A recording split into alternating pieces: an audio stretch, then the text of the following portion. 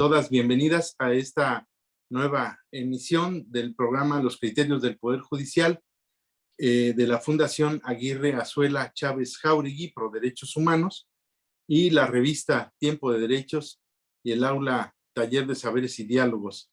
Les damos la más cordial de las bienvenidas. Saludo muy afectuosamente a mi muy querido doctor Rafael Estrada Michel, director general de la revista Tiempo de Derechos.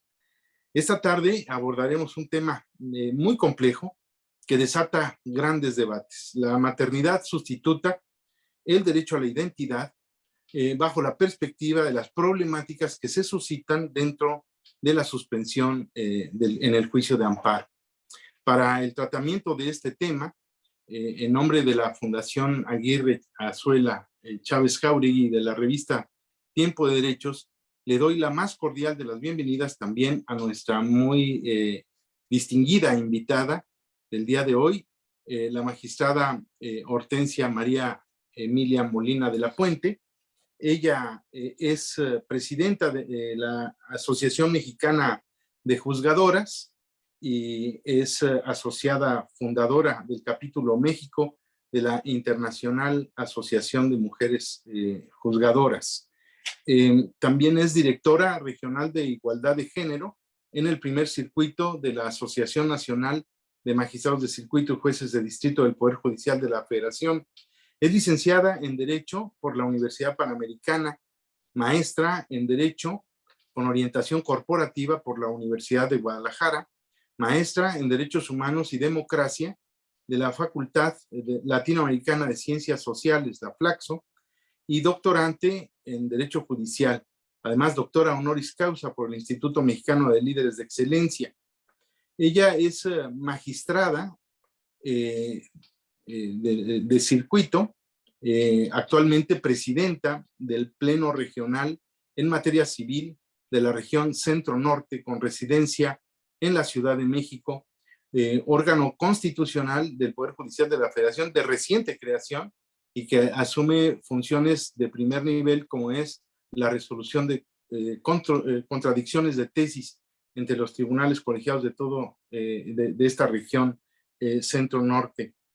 Si me permite, de manera muy breve, para centrar más o menos el tema del que nos vamos a ocupar, diremos que la maternidad sustituta o subrogada es uno de los avances tecnológicos más controversiales en materia de reproducción asistida. Esta técnica permite a una mujer gestar un hijo o una hija por otra pareja o persona, quien luego se convertirá en padre o madre legal del menor. Sin embargo, esta práctica involucra cuestiones éticas, sociales y legales que han generado diversas posturas y debates sociológicos, filosóficos, económicos, jurídicos, entre otros, en torno a la maternidad subrogada, que no podrían ser abordados plenamente en una entrevista como esta, pero que debemos reconocer que se trata de una realidad social producto de estos impresionantes avances científicos que están impactando en una nueva conformación de la vida humana y en este caso incluso de la conformación e integración de la familia. Es un fenómeno que debe analizarse considerando los derechos humanos de todos los involucrados, de la mujer gestante, de los padres, pero sobre todo, de manera principal, de los hijos. La maternidad subrogada involucra diversos derechos humanos, entre los que destacan el derecho a la vida, el derecho a la identidad, el derecho a la procreación, el derecho a la filiación, el derecho a la igualdad y no discriminación, el derecho a formar una familia y sobre todo el interés superior del niño. La maternidad subrogada plantea grandes desafíos éticos, sociales y legales que es necesario abordar a partir de una perspectiva de derechos humanos. La legalidad de la maternidad subrogada, desde luego, varía de país en país. Algunos, como Estados Unidos, Canadá, Ucrania, Rusia y algunos estados de la India, la permiten legalmente, mientras que en otros, como Francia, Italia, Alemania, España, Portugal, Suecia, Noruega y muchos más, está prohibida o se encuentra en un área gris de la ley. La Suprema Corte de Justicia de la Nación, ante la falta de regulación de esta maternidad sustituta o subrogada, ya veremos las distinciones que hay entre estas dos categorías, entre otros criterios ha sostenido que solo puede ser realizada con fines altruistas. Es decir, la mujer gestante no deberá recibir una compensación económica por su papel como gestante para evitar temas relacionados con la cosificación de las mujeres o la explotación por causa de dinero. La mujer gestante debe tener pleno conocimiento y consentimiento de su participación en el proceso de maternidad subrogada y las consecuencias que esto pudiera tener. La persona o personas que buscan tener un hijo o una hija a través de la maternidad subrogada deberán demostrar una situación médica o biológica que les impida concebir un hijo o una hija de forma natural y en todo momento, de manera principal, buscar la protección del interés superior del menor. Los padres legales del menor nacido por la maternidad subrogada deben ser reconocidos legalmente desde el nacimiento y deben ser los únicos responsables desde ese momento del menor. Varían las restricciones de cada estado, hay una serie de criterios y de amparos en revisión y que datan desde el 2015 hasta la fecha. Pero en la actualidad tenemos que, cuando menos para este efecto de esta entrevista, limitarnos a la cuestión relacionada con el juicio de amparo, en donde desde luego la suspensión del acto reclamado juega un papel fundamental en la protección de los derechos de las personas involucradas. Y me gustaría preguntarle a nuestra invitada, a la magistrada Molina, que nos pusiera en contexto respecto de el caso que vamos a analizar el día de hoy. ¿Cuáles son los hechos? ¿Qué es lo que está ocurriendo? ¿Y cómo lo enfrentaron en el tribunal de donde usted participó como ponente y también como integrante de ese pleno? Gracias, magistrado. Primero, muchas gracias por la invitación. Me parece que abrir espacios para discutir estos temas tan novedosos y tan relevantes, pero además que implican un reto jurídico, jurisdiccional y hasta mental para poder replantearnos lo que estamos haciendo como operadores jurídicos. La verdad es que se agradece no solo en lo personal, sino creo que toda la comunidad jurídica agradecemos el espacio. Y pues gracias por la invitación.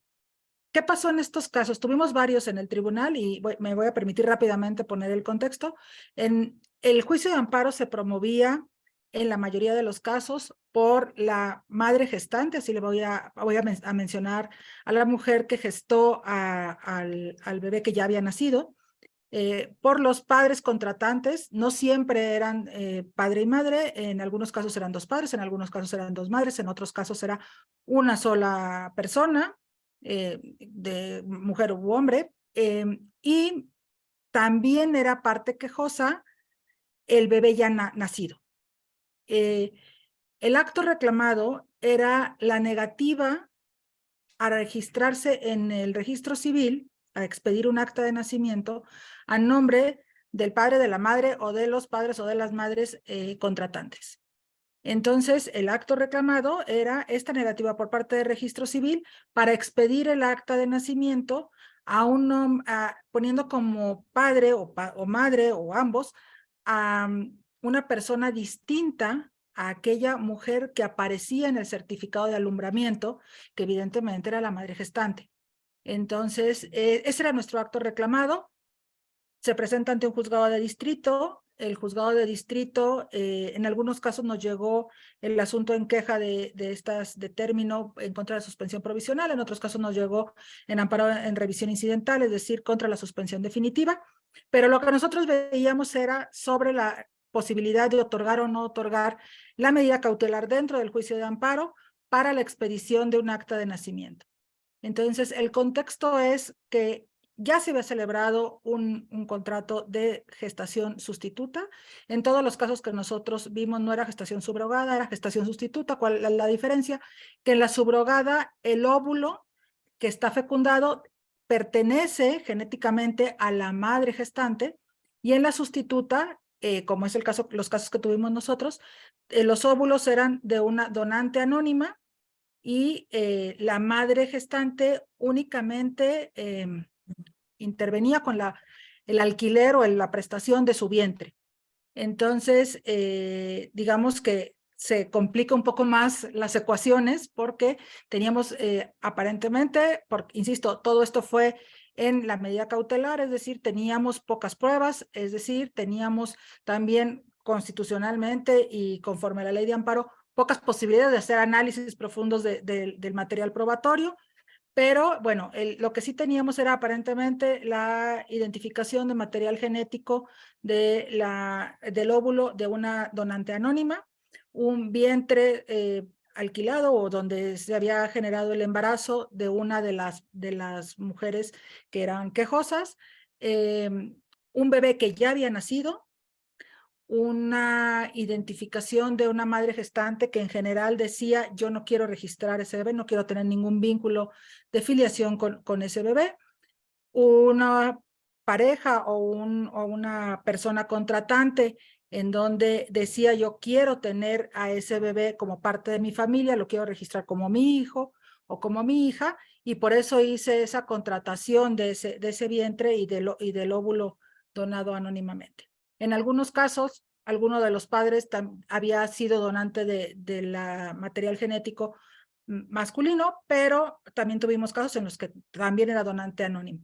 Entonces, ese es el contexto en el que estábamos. Lo cierto es que ya había un bebé nacido por ese contrato y no teníamos dentro de nuestra jurisdicción, ni en el juicio de amparo, ni en el juicio, ni había un juicio natural donde se estuviera cuestionando la legalidad, la validez o la nulidad del contrato de gestación sustituta.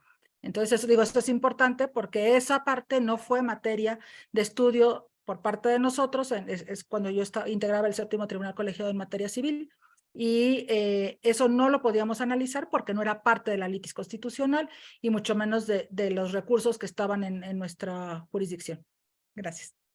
Pero sirven de contexto para poder ubicar el tema y desde luego es relevante porque se trata ya del reconocimiento de una realidad, es decir, con independencia de cómo haya surgido este contrato, de qué manera se hayan construido estas relaciones, tanto contractuales como biológicas, entre los contratantes y la gestante, pero lo importante es aquí, me parece, algo que ya es un hecho, que es que existe un producto y este producto es a quien las autoridades le están negando la inscripción en el registro civil y que con esa circunstancia pues la privarían de uno de los derechos fundamentales que, como hemos visto, también es el de la identidad.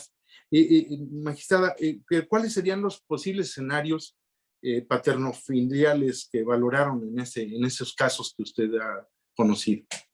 Gracias.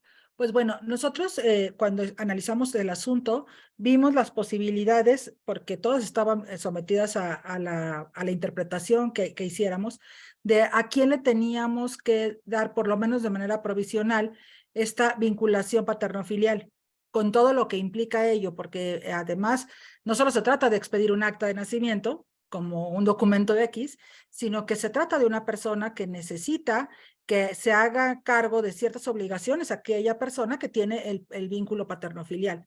Y no se trata solamente de alimentarlo, del nivel de vida adecuado que se ha analizado a nivel internacional y nacional, tiene que ver con muchísimas áreas de la vida de cada persona, de cada ser humano, y más en la primera infancia, y además era un recién nacido, ¿no? Una recién nacida. Entonces, el primer escenario, digamos, por decirlo de alguna forma natural, era que dijéramos que quien tenía este vínculo paternofilial o maternofilial era la mujer gestante.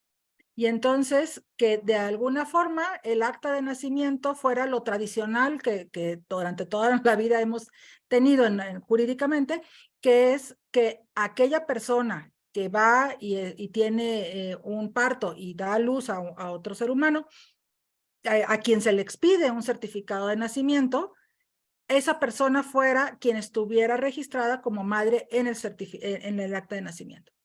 Aquí el primer problema era que esa persona, la madre gestante, decía: yo no quiero tener ninguna vinculación jurídica con el bebé. El segundo problema es que había pruebas, por lo menos indiciarias, en donde aparentemente el material genético femenino no correspondía a la madre gestante. Entonces, esa problemática nos llevaba a analizar qué tan viable y mejor para el ser humano que era recién nacido en ese momento, era darle esta vinculación jurídica con la madre gestante. Ese era un primer escenario. El segundo escenario era buscar una identificación genética y solo a quien tuviera una identificación genética poderle dar esta vinculación paterno-filial. El problema en algunos casos fue que ambos donantes eran anónimos. Entonces, por más que se ordenaran incluso pruebas de paternidad y de maternidad genéticas, no íbamos a poder identificar a una persona porque eran donantes anónimos. Entonces, el tema de la genética tampoco nos ayudaba mucho en la mayoría de los casos. Pero además, porque era una medida cautelar y como medida cautelar no podíamos esperar a hacer todo un trámite de identificación genética para poder llegar a alguna decisión. Otro de los escenarios era, por supuesto, el dar la razón a aquellos padres contratantes para que tuvieran esta vinculación jurídica de paterno-filial y que entonces aparecieran en el acta de nacimiento como padre o madre o padres o madres, con todas estas reglas que ha fijado ya la Suprema Corte de Justicia de la Nación, en que las familias ya no son solamente la familia tradicional, que además creo que eso siempre ha sido, solo tenemos que estar reconociéndolo desde el derecho, estemos o no estemos de acuerdo en otros temas. Lo cierto es que existen las familias así y entonces estas familias tienen que tener un reconocimiento jurídico y este reconocimiento jurídico tenía que ver con que eran las personas que habían contratado a todo este servicio de la donación del óvulo, a veces la donación del esperma, del vientre, y que se habían hecho cargo aparentemente de todo el embarazo y que ahora querían esta identificación jurídica, reconocimiento jurídico como padres o madres del bebé que había nacido. La problemática en este último caso es que en la mayor parte de los asuntos que tuvimos nosotros en nuestro conocimiento es que estas personas contratantes no eran mexicanos. Estas personas contratantes en la mayor parte de los casos que vimos eran extranjeros que habían venido a contratar acá este vientre sustituto y entonces nos enfrentábamos a más problemas porque hay más derechos involucrados. Entonces, y lo que nosotros estábamos viendo y lo seguimos viendo, yo estoy convencida de ese tema, por supuesto, es que cualquier solución que diéramos tenía que ser la mejor solución para el bebé. Porque ya no importaba en este momento y para lo que a nosotros nos afectaba, si el contrato había sido válido, si se había hecho bien, si se había hecho mal, si había violación de algún otro derecho, si se había abusado de la mujer gestante o no, sino realmente qué íbamos a hacer con el bebé. Y el otro escenario, por supuesto, era decir el bebé no es de nadie y que se registre solo con un nombre para tener una identidad aparente, pero que el bebé se vaya a un albergue oficial y entonces tenga este carácter, digámoslo así, de expósito, porque no tenemos un padre o una madre que se pueda hacer cargo directamente del bebé. Creo yo que no es el mejor escenario para ningún bebé en ninguna circunstancia. Hay muchos bebés que están y muchos niños y niñas que están en esas condiciones, sin lugar a dudas, porque a veces esas condiciones son las menos malas respecto de las realidades de los bebés, pero en este caso, por lo menos no era que no tuviéramos identificados a alguna persona que quisiera hacerse cargo y que aparentemente tuviera un derecho a hacerse cargo y a tener esta relación jurídico-filial. Entonces, estos eran los escenarios de paternidad o maternidad que nosotros vimos y que valoramos para poder llegar a una conclusión en este caso de una medida cautelar. Y todos estos escenarios plantean una serie de dudas, de interrogantes, porque en principio pensar que pues la mujer gestante, o sea, ella dio a luz, pues en forma natural podríamos decir, pues ella es la madre. ¿Por qué? Porque operó biológicamente el nacimiento.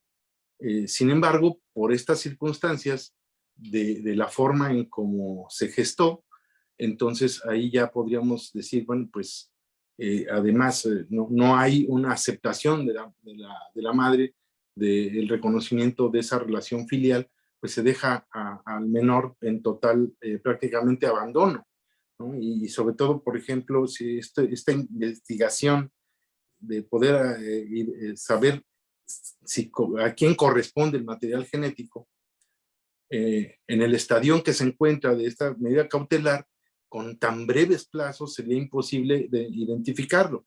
Pero aún si pudiéramos, como se señaló, si pudiéramos identificarlo, podrían ser donantes anónimos, y entonces no habría a quien imputarle la afiliación.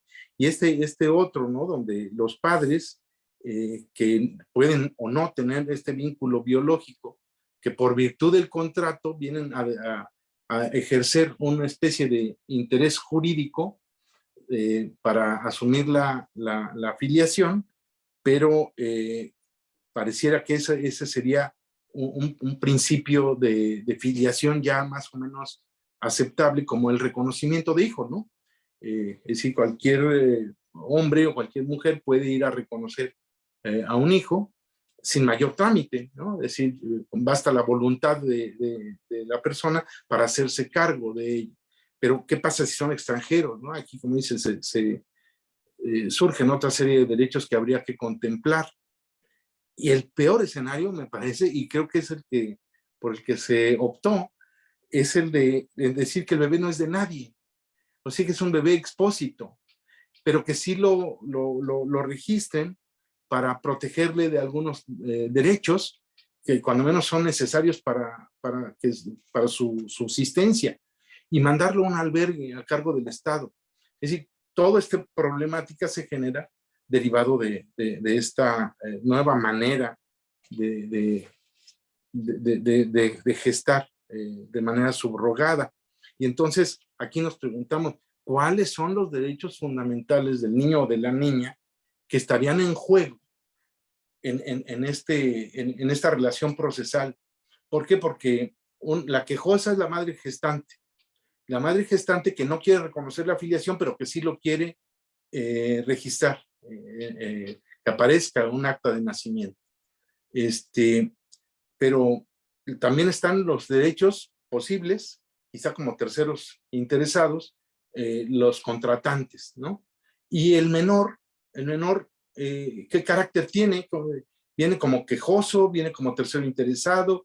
¿Cuál es la figura que tiene y cuáles serían los derechos que se le protegen? Sí, a ver, no optamos por la de que no tuviera a nadie como papás. Ahorita explico cuál fue nuestra conclusión. Pero, a ver, los quejosos, en muchos de los casos, no en todos, eran los padres contratantes, padres o madres contratantes, la madre gestante y el menor, el bebé. Esos eran todos los quejosos. Al mismo tiempo todos llegaban al amparo y todos decían, venimos a pedir que se permita registrar al bebé a nombre de los padres contratantes, es decir, quien no tenía identificación genética. La madre gestante acudía al amparo, pero para decir, a ver, yo quiero que lo registre, pero no a mi nombre, ¿eh? O sea, nada más para que nadie tenga dudas, yo no quiero ser la mamá porque yo no quiero tener vínculos jurídicos con ese bebé. En algunos casos teníamos ahí identificados algunos indicios, que insisto, nosotros no vimos la validez del contrato y nosotros no teníamos forma jurídica de pronunciarnos al respecto, pero parecía que las madres gestantes, digamos que no tenían una muy buena posición económica, que habían sido contratadas con pago de una contraprestación económica, y parecía que este dinero lo necesitaban para sufragar los gastos de otros hijos biológicos que tenían. Eso era lo que parecía, por lo menos en algunos de los casos en donde había más información. Lo cierto es que en ese caso específico, cuando las madres decían, yo no tengo ni siquiera, o sea, ni cómo mantener a los que ya tengo, cómo voy a tener otro más, por eso no quiero tener ninguna relación jurídico-filial, podríamos poner en riesgo también los derechos del menor, que era quejoso y que aunque no fuera quejoso teníamos que vigilar la protección de todos sus derechos, porque era la persona que menos capacidad tenía de hacer frente a estas obligaciones. ¿Cuáles son todos los derechos que están involucrados? Creo que ese es el gran tema en estos casos de vientre sustituto subrogado, que hay muchísimos derechos en juego y principalmente porque tenemos obligación de ver todo esto a través del interés superior del menor o de la menor, son los derechos de la niña o niño gestados. Y es primero el derecho a la identidad, porque digo, si cuando ya somos adultos tenemos todo el derecho de identificar quiénes son nuestros padres biológicos, etcétera, porque tenemos derecho además a un nombre, porque no se vale que el bebé permanentemente se llame RN masculino o RN femenino, tiene derecho a la nacionalidad, porque ciertamente al haber nacido en México, tiene la nacionalidad mexicana, porque así es nuestras reglas de nacionalidad. Pero en el caso de los padres extranjeros, algunos de los países de donde eran originarios los padres, también preveían por el lazo de filiación que tuvieran derechos los hijos a la nacionalidad de otro país. Entonces, ese es un derecho del menor. O sea, si el bebé su papá es de, no sé, de China, que tuvimos algún caso así, pues el bebé tenía derecho a tener la nacionalidad china para todos los efectos legales de China.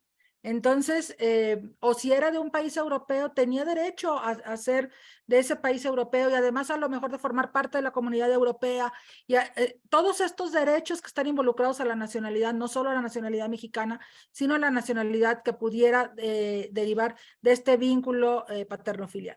Luego tiene todos los derechos filiales que tiene que ver con a qué familia pertenezco. Y yo le poníamos un caso, porque como tuvimos varios casos, estuvimos analizándolo desde muchas perspectivas. Cada día ya teníamos resuelto una parte y entonces volvíamos a analizar otra parte, porque es muy preocupante realmente todo lo que está involucrado. ¿Qué pasa con el bebé si, por ejemplo, quien está contratando es una persona que tiene una posición económica increíble y de buena y no le damos esta afiliación y en el transcurso del juicio fallece? ¿Va a poder heredar o no va a poder heredar el bebé, aunque al final digamos que sí o que no? Y entonces esos derechos que también derivan del vínculo filial tampoco los puede tener. Y no me refiero solo a los padres, también a toda la familia que puede heredar o ser sujeto de estas herencias por formar parte de las familias o por no formar parte, no pierde ese derecho. Entonces tenemos los derechos, por ejemplo, a la salud. Todos sabemos que cuando un bebé nace, parte de lo que se le da con el acta de nacimiento es una cartilla nacional de vacunación para que le puedan poner vacunas. O sea, es un esquema básico de vacunación cuando están en la primera infancia. Pero si no tiene acta de nacimiento, nadie le va a poner las vacunas. Y además, ¿a quién se las ponen? ¿A ARN masculino o a ARN femenino?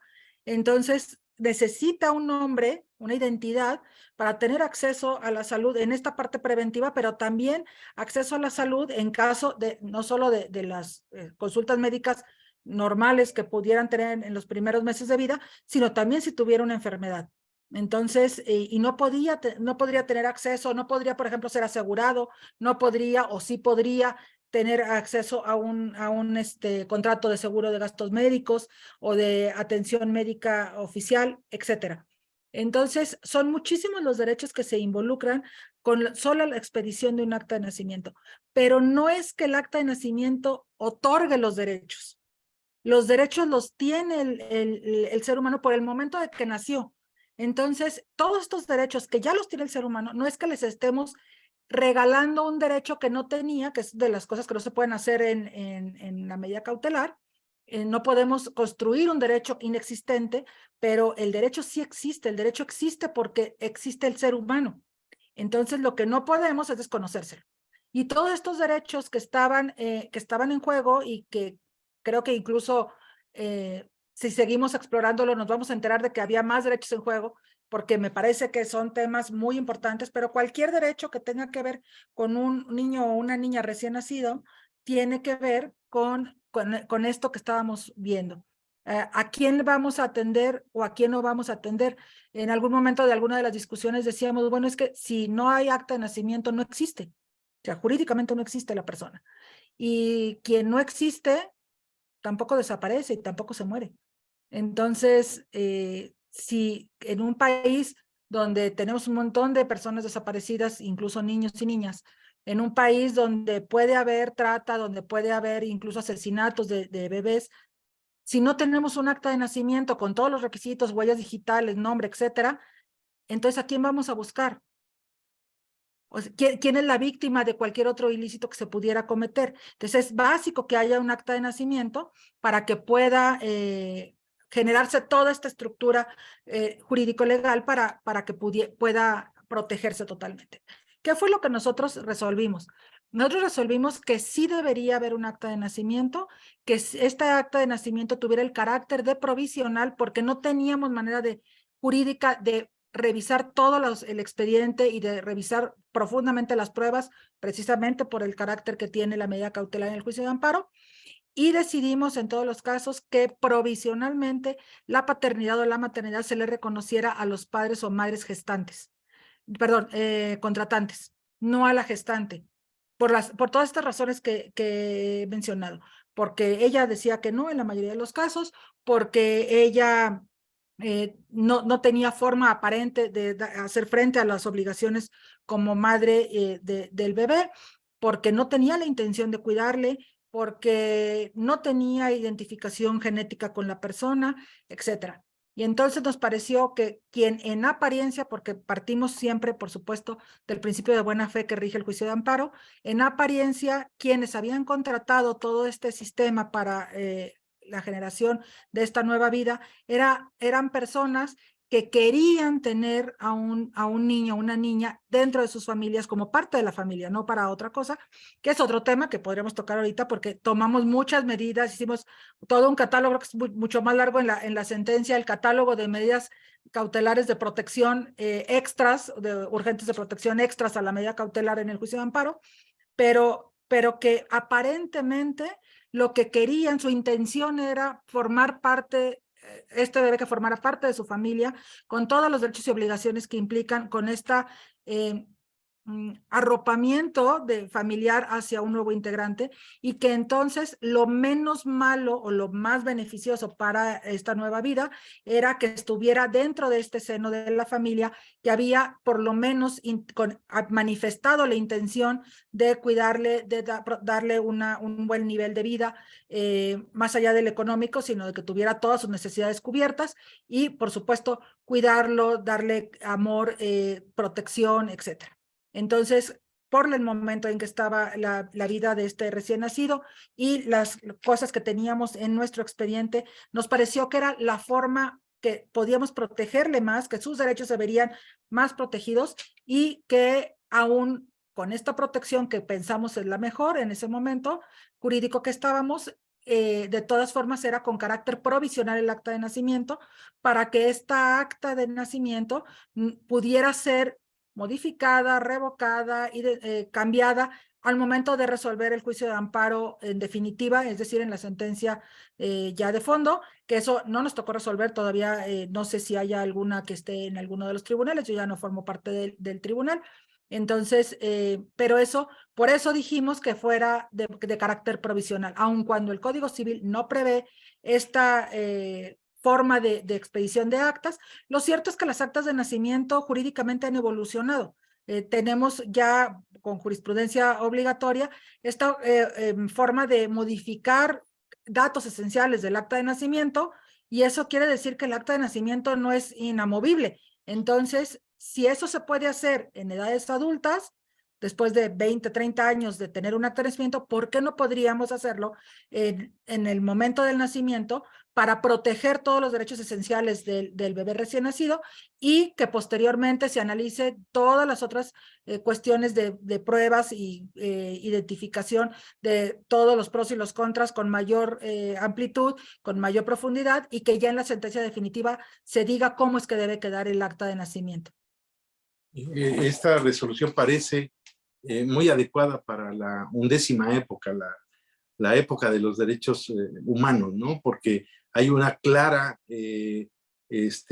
análisis de la apariencia del buen derecho y los derechos que están involucrados. ¿Qué hubiera pasado o cómo se resolvería con la óptica anterior, con una visión tradicional de la suspensión en el juicio de amparo?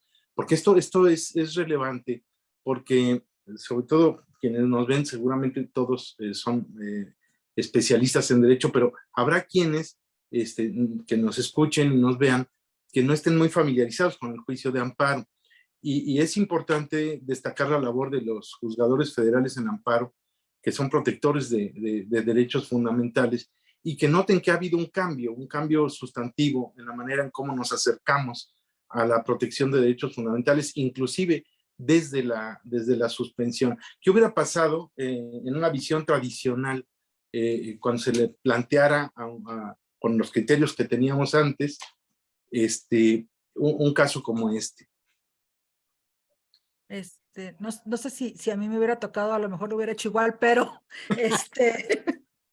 pero tal vez, digo, y no solo antes de la 11ª época, precisamente algunos de los asuntos que nos llegaron a nosotros venían la suspensión negada con el razonamiento de que no se podía dar efectos restitutorios, o que al haberse negado la suspensión, perdón, el registro para la expedición del acta de nacimiento, tendría que esperarse hasta la resolución definitiva para que no dejar sin materia el juicio de amparo. Pero precisamente fue uno de los puntos que analizamos. El juicio de amparo a lo mejor se hubiera llevado, o sea, llevaría, no sé, 6 meses. Y esos 6 meses, el bebé de verdad no debe tener identidad. El bebé no puede tener sus vacunas. El bebé de verdad tendrá que llamarse RN durante 6 meses. ¿O qué es lo que debemos nosotros enfrentar? Porque creo, justo por eso pusimos también esto del acta de nacimiento con carácter de provisional, porque al ser provisional no deja sin materia el juicio de amparo. Que bueno, ya eso sí, ya como parte de esta época que hemos avanzado en la protección incluso cautelar de los derechos humanos, hay casos en los donde la Suprema Corte ha establecido, con fundamento en el 147 de la Ley de Amparo, que establece que la medida cautelar sí puede y de hecho debe tener efectos restitutorios en tanto jurídica y materialmente sea posible. Ha dicho la Corte, hay casos en donde es tan importante el derecho que está en juego que no importa que quede sin materia.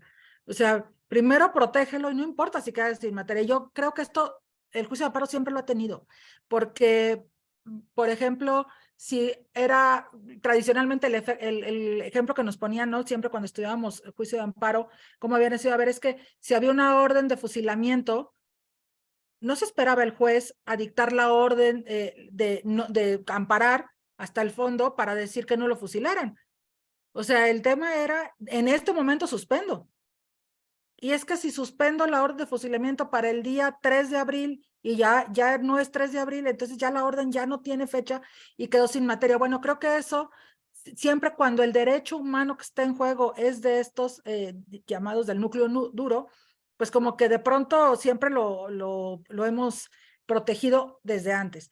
Pero sí creo que hay, en estos casos sobre todo, muchas formas de abordar los estudios, muchas formas de enfrentarnos a la problemática jurídica, pero que sin duda el decir, no puedo ahorita darte un acta de nacimiento, porque tienes que esperar a que en el amparo se resuelva todo el juicio, se tramite completo y se resuelva y veamos si tienes o no derecho a tener un acta de nacimiento y en qué condiciones o con qué características vas a tener esta acta de nacimiento. Lo que podríamos hacer es vulnerar de manera irreparable derechos del bebé. Entonces, justo esos fueron los temas que discutimos y que analizamos, y que de verdad las discusiones que tuvimos en el tribunal fueron de horas, horas estuvimos en las sesiones, porque eran muchos los puntos que nos preocupaban, que nos siguen preocupando, y que por eso además no solo pensamos que sí se debe otorgar la suspensión, sino que además parte de los requisitos que le pusimos al juez de distrito que vigilara y que ordenara, son medidas urgentes de protección, porque claro que nos preocupaba, a ver, ¿y qué tal que lo que quieren no es formar una familia, sino lo que estamos viendo es un tema de trata de personas en los bebés? Y los vamos a estar exportando bebés sin protección porque les estamos otorgando, digamos, el documento necesario para que puedan sacarlos del país. Entonces, hicimos varias medidas urgentes de protección y, por ejemplo, ordenamos que no se le expidiera pasaporte. Ordenamos a la Secretaría de Relaciones Exteriores, le mandamos que se le mandara oficio para decirle que no podía expedir el pasaporte a nombre del bebé, no obstante que tuviera un acta de nacimiento. Ordenamos también que se le giraran oficios al Instituto Nacional de Migración para que no se permitiera la salida del país del bebé. Si los padres contratantes o las madres contratantes no eran mexicanos, pues tenían dos opciones: o quedarse a vivir aquí a cuidar al bebé, o regresarse a su país y ver cómo le hacían para que el bebé quedara aquí cuidado. Giramos oficios al DIF para que estuviera al tanto del bebé, que estuviera bien cuidado, o sea, que verdaderamente fuera para tener una familia. O sea, cuando alguien quiere tener verdaderamente una familia y un bebé, pues hace todo lo necesario para que su forma de vida esté adecuada para el momento de desarrollo y de crecimiento y de la salud del bebé.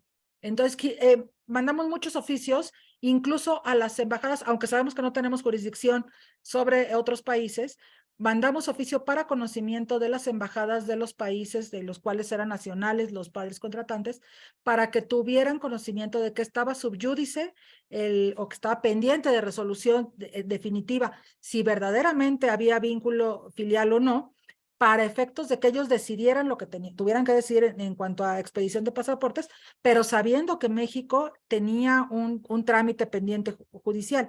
Entonces, para que no hubiera dudas, ordenamos que se le mandara la ejecutoria completa a las embajadas para que, pues bueno, obviamente no podemos obligar a nadie, pero sí podemos, a nadie extranjero, pero sí podemos decirles: toma nota de lo que está pasando aquí en México, y si con todo eso tú quieres expedir el pasaporte, bueno, te avisamos que también hay una alerta en migración para que no pueda salir el bebé. Entonces, sí tomamos muchas medidas urgentes para que, no obstante que le expidiéramos el pasaporte en protección de todos estos derechos, también en protección de los derechos efectivos derechos de ese bebé, todas estas medidas dieran, primero, que no quedara sin materia el juicio de amparo, y segundo, que no hubiera una suerte de abuso por parte de la medida cautelar. Entonces, esto es lo que nosotros vimos para que pudiera haber esta acta de nacimiento desde la medida cautelar, que, como bien dice magistrado, es una forma nueva a lo mejor de enfrentarnos a las medidas cautelares en el juicio de amparo, porque tradicionalmente lo que decíamos es: esto no, porque forma parte del fondo. Y lo hubiéramos tal vez podido decir todavía acá, solo que de verdad, pensándolo más allá de lo jurídico y pensándolo como, aunque no seamos abogados, ¿y qué vamos a hacer con un bebé durante 6 meses, un año, sin acta de nacimiento? O sea, realmente, ¿qué vamos a hacer? Porque esa es la decisión que estaba en nuestras manos, fundamentalmente. Sí, y el hecho de arropar, como se dice, con una serie de medidas de protección, pues aseguraba no solamente la identidad, sino la integridad del menor, ¿no? Porque solo decían: no puede salir del país. Y esto se hacía solamente con los extranjeros o también con nacionales. Todos los asuntos que tuvimos nosotros eran extranjeros, pero bueno, creo que la mayor parte de las medidas podrían haberse hecho también con nacionales, porque el tema fundamental, lo que daba sustento y lo que da sustento a estas medidas urgentes, era que no se defrauden los derechos del menor o de la menor. No es darle una identidad para que con esa identidad pueda salir del país y que pueda ser víctima de una violación de sus derechos, sino realmente protegerle los derechos.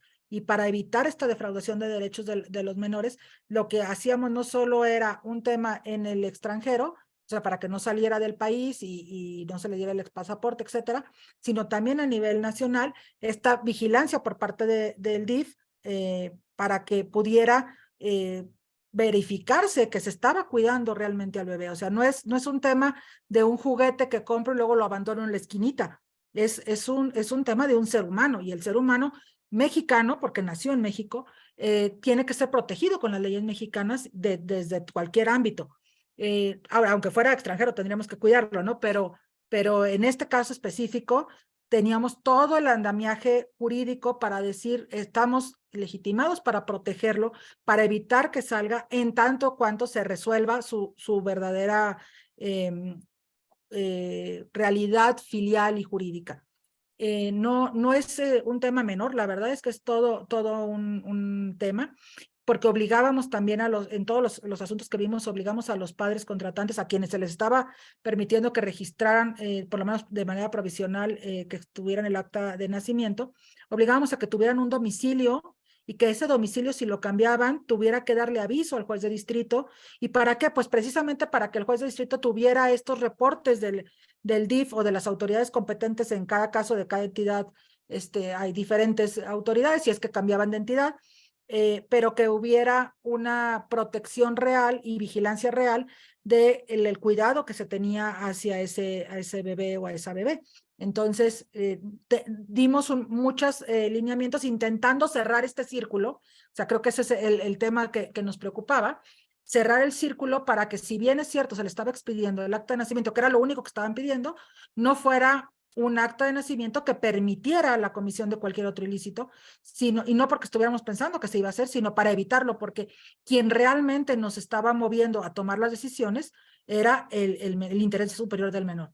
Entonces, con este andamiaje jurídico, lo que hicimos fue rodear a todos los derechos de los bebés que habían sido gestados de esta forma, para que precisamente su vida, durante el tiempo que llevara la resolución del juicio de amparo, que es el tiempo que tendría la vigencia, la suspensión definitiva, en los casos que así lo resolvimos, pues fuera lo mejor posible, o sea, la mejor forma de que sus derechos estuvieran protegidos y los estuviera ejerciendo.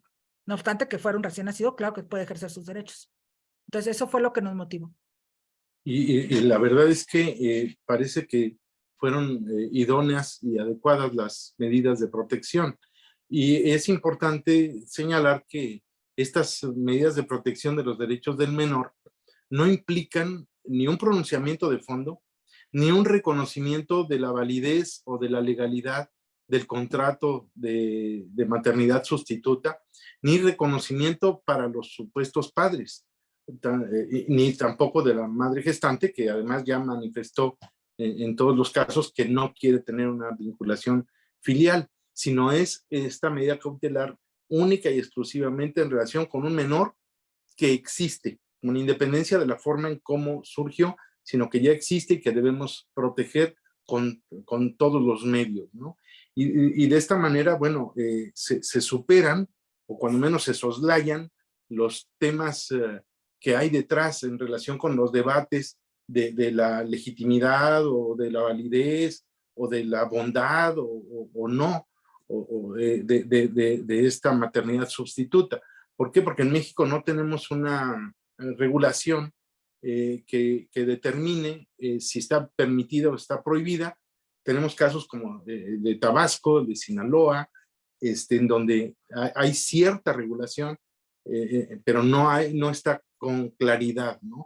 Y no sabemos si esta regulación tiene que partir de derecho de familia, del derecho de salud, del tema de las libertades, con base en esta conformación de las libertades para determinar el número de hijos, la afiliación, la familia, etcétera, ¿no? Entonces, aquí ya nos ha mencionado cuáles son esas medidas o restricciones adicionales para proteger la integridad de la infancia. ¿Cuáles serían las mayores resistencias para resoluciones como esta de protección de derechos del niño? Y si en el niño dentro del juicio de amparo, una de ellas pudo haber sido que se le nombrara un representante especial, o eran ¿quiénes eran representantes del padre? Con todos estos problemas de filiación, ¿no? Sí, realmente era todo un tema porque en verdad, al carecer de un acta de nacimiento, quien acudía al amparo era el menor por sí mismo, porque no había manera de que dijéramos que alguno de los adultos firmantes o quejosos podían venir en representación, porque precisamente ese era el tema de debate, ¿no? ¿Y quién era el representante del menor para estos efectos? Nosotros no pudimos decir en el caso que teníamos que se nombrara un representante, aunque lo mencionamos, porque estábamos en la suspensión precisamente, estábamos en recursos que tenían que ver con la medida cautelar. Yo creo, eso es aparte, ese es un tema de mi criterio personal, que sí debería en el juicio de amparo nombrársele un representante en términos del artículo 8 de la ley de amparo, para efectos de que no hubiera un conflicto de intereses respecto de los adultos que estaban precisamente en conflicto con quién iba a ser el representante con el propio menor. De hecho, tuvimos un asunto en donde la madre gestante no comparecía al juicio, y ahí lo que hicimos fue, dentro de las propias medidas urgentes, ordenamos que se citara a la persona que aparecía como madre gestante en el certificado, y ante la presencia judicial dijera si efectivamente era cierto todo lo que se decía en ese contrato y si quería o no quería tener un vínculo filial con el bebé. Porque o sea, no podemos desconocer que hay realidades que pueden disfrazarse de aparentes actos sin mayor malicia, pero que sí podría ser, y eso era parte de las inquietudes que teníamos nosotros al resolver, que sí podría ser además un tema de que le hubieran quitado el bebé a alguien y entonces se estuviera en un tráfico ilegal de menores. Entonces, todas estas cuestiones nos preocuparon y nos siguen preocupando, pues. Ojalá y de verdad las medidas urgentes que decretamos sean suficientes, y que si en algún momento volvemos a razonarlas, se nos ocurran nuevas para que entre más protegido estén los derechos de los menores, mucho mejor. Pero ¿cuáles son las resistencias? Yo creo que la mayor parte de las resistencias, y que fue parte de estos debates, es la validez o la legalidad de un contrato de vientre sustituto.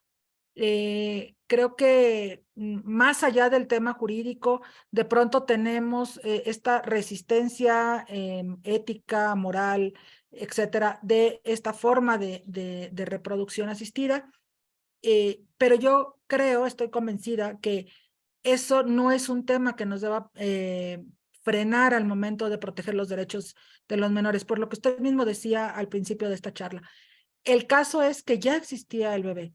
O sea, más allá, es que nadie nos estaba preguntando si el contrato podía ejecutarse o no.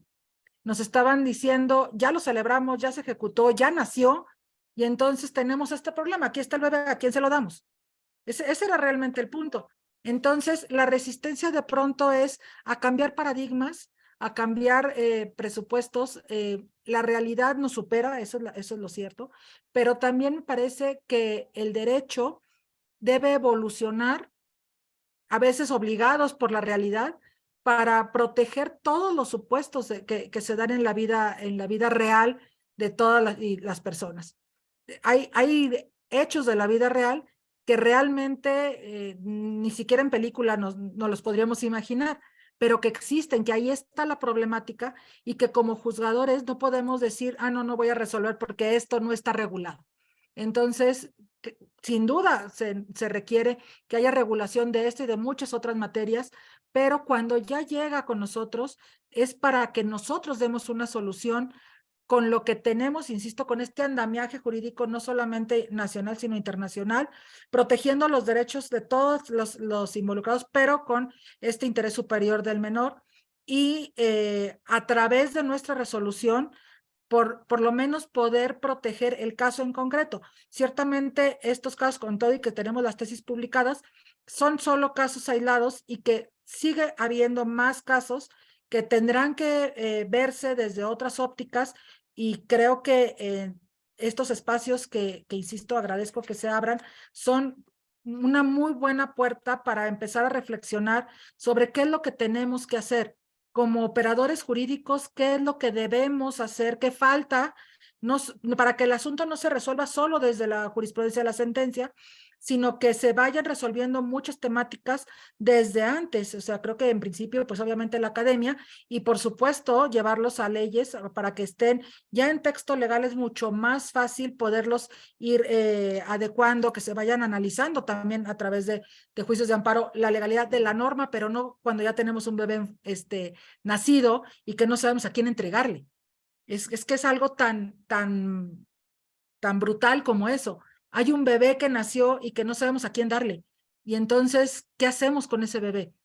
Entonces, si fuera solo la norma, en la norma es algo mucho más frío. Claro, que lo que está involucrado son un montón de bebés potenciales, pero en este caso específico ya teníamos al bebé y ya teníamos esta problemática que el derecho tiene que enfrentar, nos guste o no nos guste, nos resistamos o no nos resistamos. Lo cierto es que hay que decir qué pasa, a quién se lo damos. Esto fue la decisión de nosotros, que puede ser muy cuestionable, por supuesto, pero estas son las razones que nos llevaron a concluir de esta forma. Puede que haya otras formas de resolver, y yo creo que finalmente podrían ser muy válidas siempre y cuando lo analicemos no desde una postura simplista o reduccionista de que nada más estamos hablando del acta de nacimiento, o es que lo normal es que la mamá que está pariendo se quede con el niño o con la niña, sino que ampliemos nuestra visión jurídica y veamos cuáles son todos los derechos que están involucrados. ¿Qué estamos permitiendo, qué no estamos permitiendo, qué estamos restringiendo o qué estamos empeorando sus situaciones desde una solución que pensamos? Yo estoy convencida que todas las soluciones que damos las personas juzgadoras son las que creemos que son las mejores, pero desde cualquier forma que lo queramos ver, enfrentar y resolver, pues que pensemos que es lo mejor para esa nueva vida que finalmente es el producto de un contrato válido o no. Eso no es tema en este momento. Creo que será tema y muy importante en otros, pero que esa nueva vida tiene que estar protegida con todos los derechos que tiene por el simple hecho de ser un ser humano. Sí, y la protección de ese ser humano es lo fundamental. Y efectivamente, no es que se trate de una postura, digamos, desapegada de valores, sino que estamos dándole valor a otra dimensión de la persona que es el menor de edad, ¿no? La persona que acaba de nacer y que requiere todos los derechos. Y esto no implica, la protección del menor, no implica pronunciamiento sobre la validez del contrato.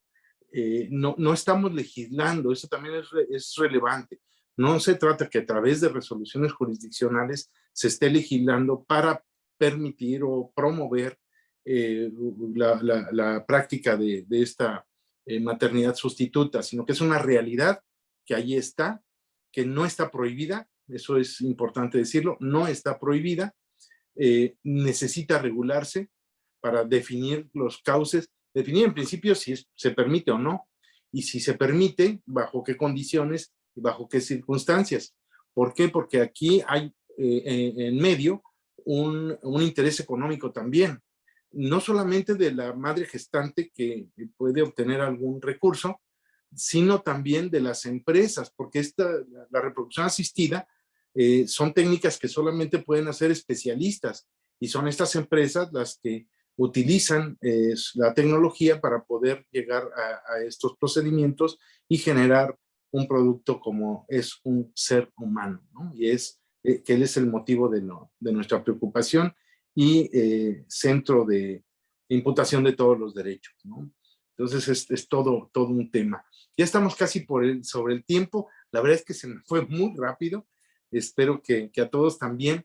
No sé, mi queridísimo doctor Estrada Michel, si quiera dar algún comentario, siempre tan atentos, tan puntuales.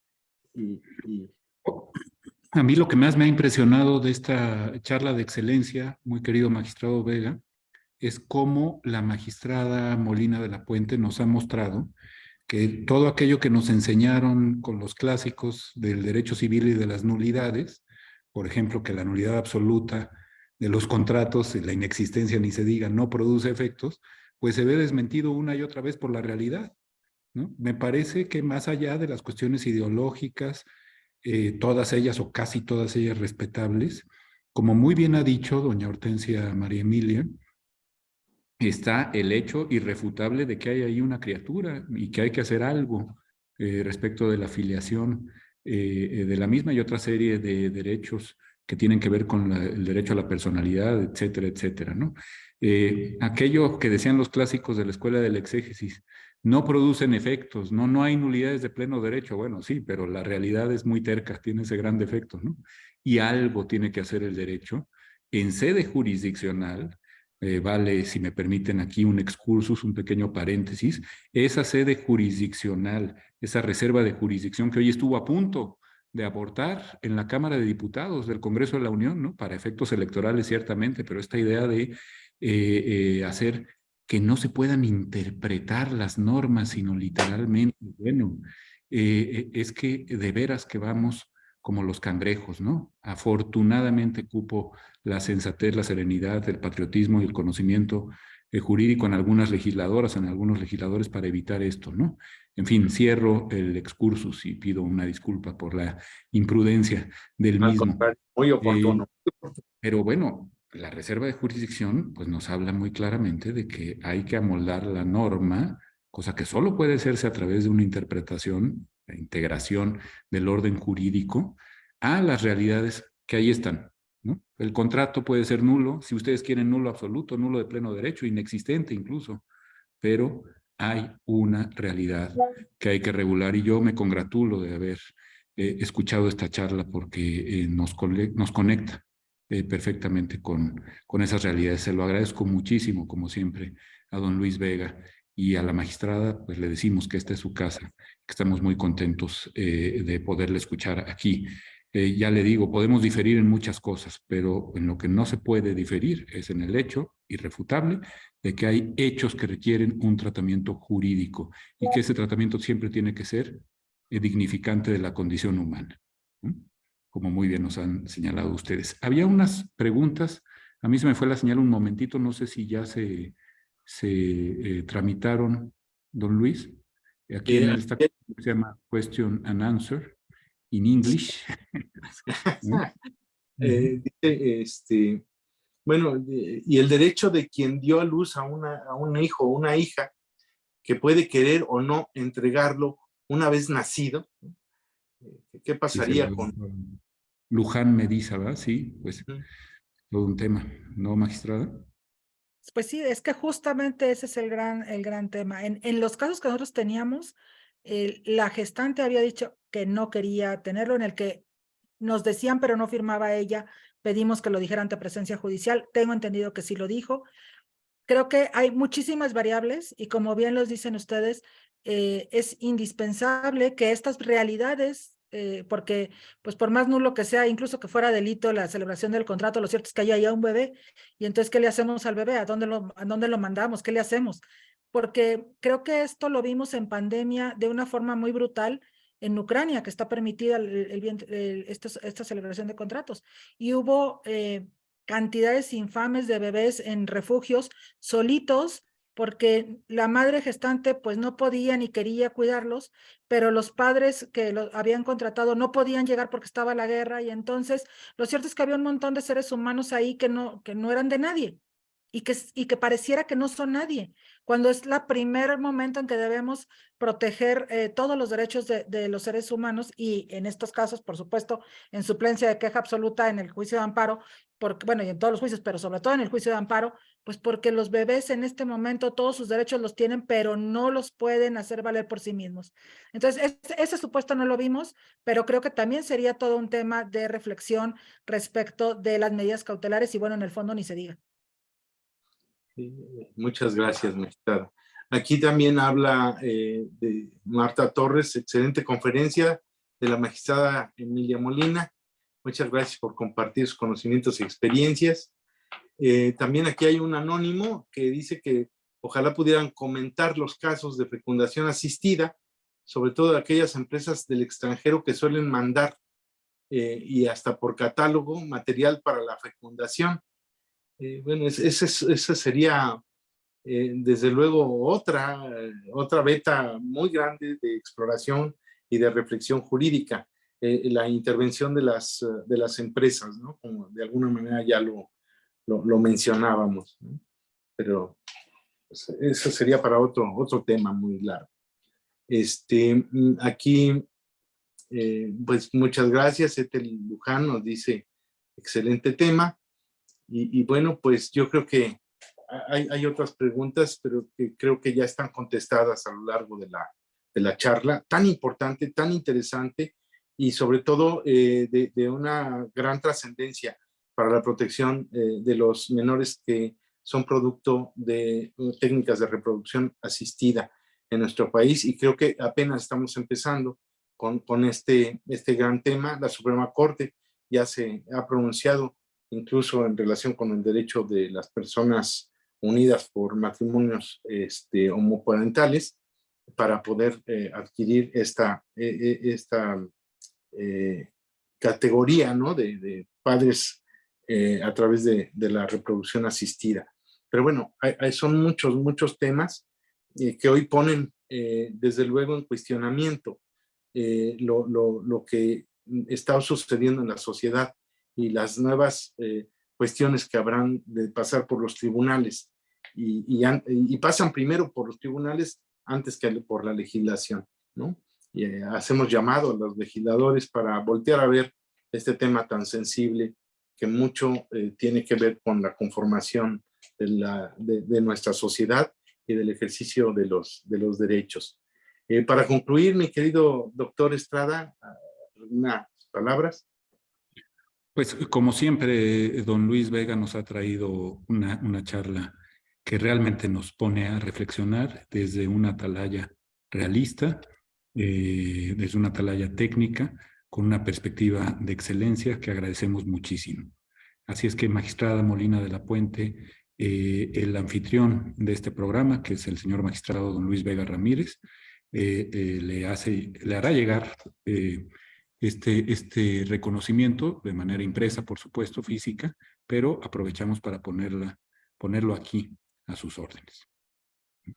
Muchas gracias, qué amables. De verdad agradezco la invitación y creo que finalmente de eso se trata el derecho, ¿no? De ir avanzando y evolucionando conforme a todos los nuevos retos que la sociedad y la vida real nos va poniendo. Gracias por abrir los espacios, gracias por permitirnos volver a reflexionar estos temas que ya reflexionamos de alguna forma en los órganos jurisdiccionales, pero que entre más se socialicen y que los abogados y todos los operadores jurídicos estemos conscientes de la realidad y empecemos no solo a pedir que haya una regulación desde las legislaturas, sino a lo mejor también hacer análisis profundos desde la academia para verdaderamente ver qué es lo que está sucediendo en esta sociedad y cómo el derecho debe enfrentarse a estas realidades tan complejas y que seguramente, ahora sí que todas las realidades nos van superando. Todo lo que nos imaginamos hace 20 años ya pasó y ya nos superó y no tenemos ni idea de cómo enfrentarnos jurídicamente a todo ello. Entonces, gracias por este espacio, gracias por el reconocimiento y de verdad, ojalá que todos podamos reflexionar nuevamente sobre estas cuestiones tan complejas que nos rodean. Muchas gracias, magistrada, magistrado. Los micrófonos son suyos, don Luis. Muchísimas gracias. Muchas gracias, magistrada Molina. Muchas gracias, mi querido doctor, por este espacio que se abre cada vez con más interés de la gente, de que nos sigue y que nos ve después en las emisiones grabadas. Y gracias a la Fundación Aguirre Azuela Chávez Jáuregui por impulsar diálogos de esta naturaleza que acercan el derecho, la reflexión jurídica a toda la gente. Sin duda, tiempo de derechos. Muchísimas gracias y gracias a usted que nos sigue y nos ve en estas transmisiones. Nos veremos en un mes con otro tema también relevante y de discusión. Muchísimas gracias.